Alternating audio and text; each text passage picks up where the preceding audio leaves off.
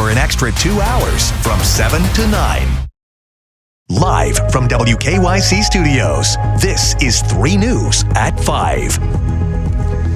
A teen found dead in a Lorraine park. This morning we have the latest on the investigation. A controversial plan to close a Lakewood elementary school is now in the hands of the school board today. We're going to look ahead to the big vote.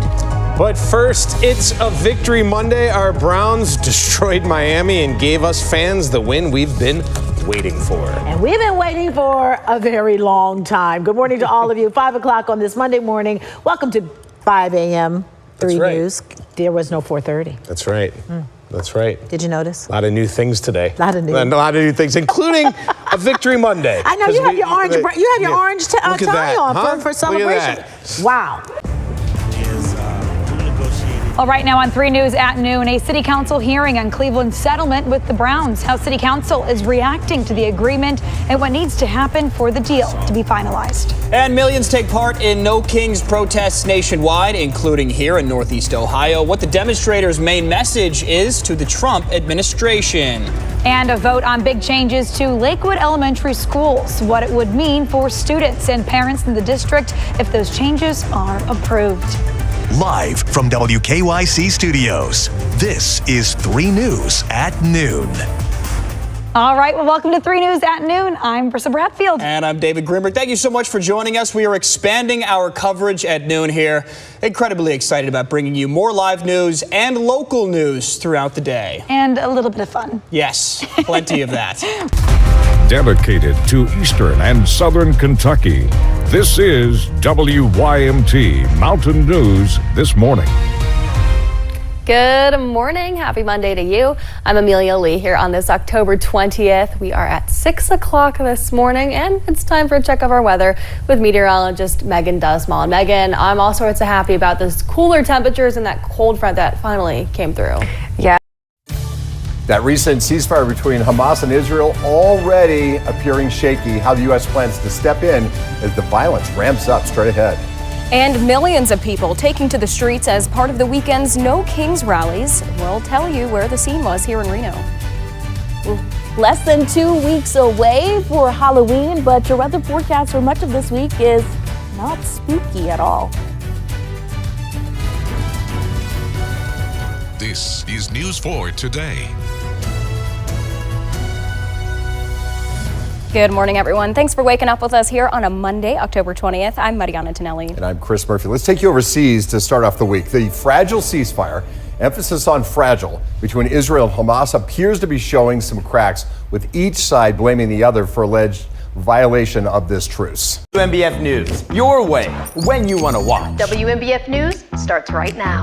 Streaming to fit your schedule. We're here on the boardwalk where details. Watch breaking news and weather live as it happens. Breaking now in Horry County. Catch up on investigations, sports, and so much more. Binge watch on your time. Who else in Florence County? Where any reports actually filed. WMBF News, your first alert. Always on, always streaming.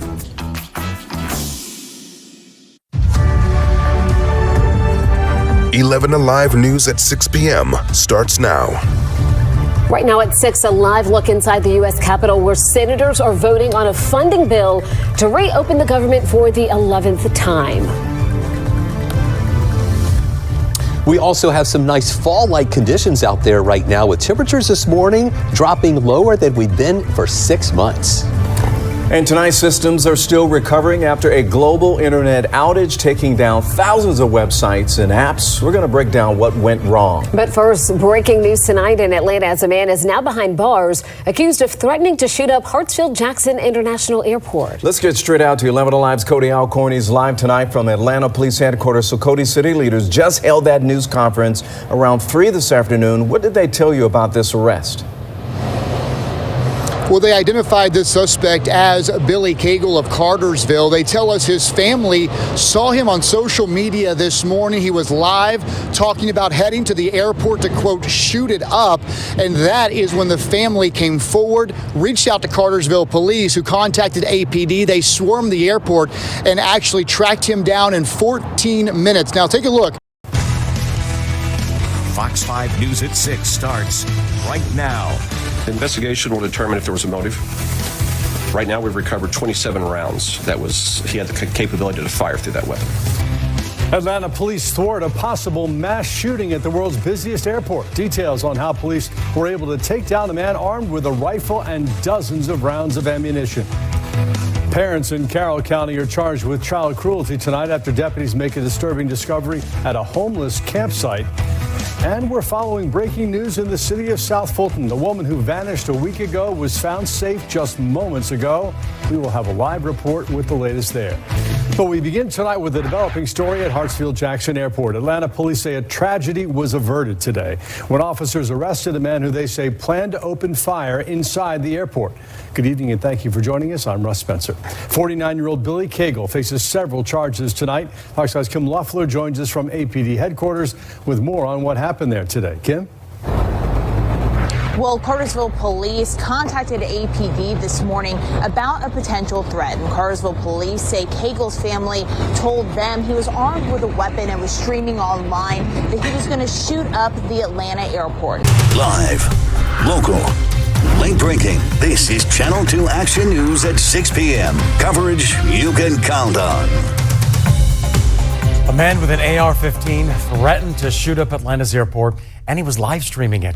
I'm George Estevez. Good evening, everyone. Glad you're here. I'm Linda Stouffer. That man is in police custody right now. Here's the latest for you now at 6. A picture of the semi-automatic weapon authorities say he was going to use. The FBI shared the image in the last hour. Agents found the gun after arresting 49-year-old Billy Cagle. This is Atlanta News First at 7. 20 minutes of nonstop news starts now. Crisis averted. That's the message from police who say a man planned to shoot up Atlanta's airport. It's alarming. It makes you really just pause. A Cobb County community on edge after a man allegedly strangled a woman at Cumberland Mall. Chilly mornings and pleasant afternoons, but I'm also tracking a chance of rain in the first alert forecast. Millions of American families at risk of losing food assistance. Now Georgians are bracing for the worst ahead of Thanksgiving. Breaking news now at 7. We just heard from the family who told police their loved one was making a shooting threat at Atlanta's airport. I'm Carly Barnett. And I'm Blair Miller. Police say they stopped him before he could act. Atlanta News First reporter Justin Berger is live at Hartsfield-Jackson Atlanta International Airport tonight. So Justin, what is this man's family saying?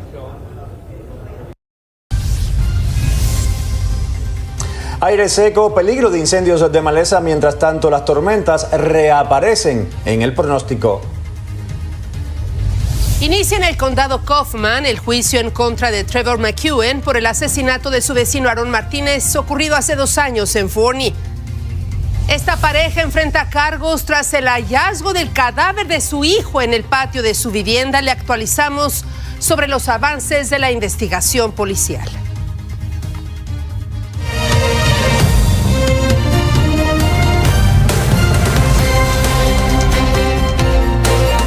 Muy buenas tardes, bienvenidos a su edición de las 5. Les saluda Ana María Vargas.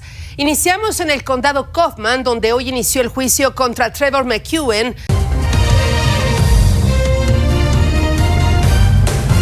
Mire, Ruperto Romero, Gabriel Torres, todo un equipo de producción y reporteros listos para una media hora cargada de mucha información de su localidad. Gabriel, ¿cómo estás?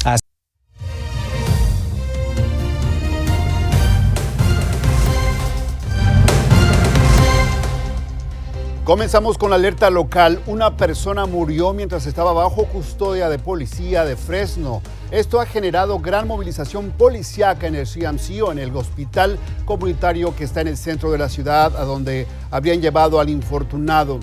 Les saluda David Ibarra, bienvenidos. Frente al nosocomio se encuentra Nicole Santos, con quien nos enlazamos en vivo. Y Amazon Web Services informó que fue mitigado totalmente el problema que originó una interrupción mundial en sitios y servicios informáticos. Le detallamos. Y autoridades federales realizan cortes presupuestales al Colegio del Valle Imperial. Le decimos cómo afectará a continuación en su noticiero. Ya comenzamos. Esto es Telemundo 3. Iniciamos.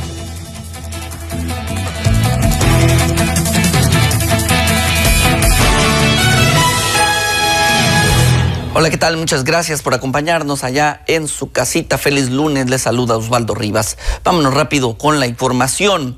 La policía de Calexico solicita la ayuda de la comunidad tras... Growing up on the Texas coast, I saw my share of storms and flooding. That's what piqued my interest in weather and why I went to Texas A&M to study the science behind the storms. Coming here to Abilene in the Big Country, I knew I'd be on the front lines of strong storms, severe weather, and potential flooding. That's when you need the science and Texas perspective to turn to. We have both here at KRBC, and we're here for you. The technology you need, the Texas perspective you want. Chief Meteorologist Dylan Smith and the KRBC Storm Track Weather Team. Coming up on Mountain News at 5:30, a man is dead after a hunting incident in southern Kentucky. We'll tell you what happened. And the federal government shutdown reaches its 20th day. And in the world of weather, all is quiet now, but rain chances and even cooler temperatures in the forecast. Details coming up. Dedicated to southern and eastern Kentucky, this is WYMT Mountain News at 5:30. Good evening, I'm Steve Hensley. A man is dead in what officials say was a very rare incident in southern Kentucky. Officials in Lincoln County say a 67-year-old man was inadvertently shot in a hunting incident.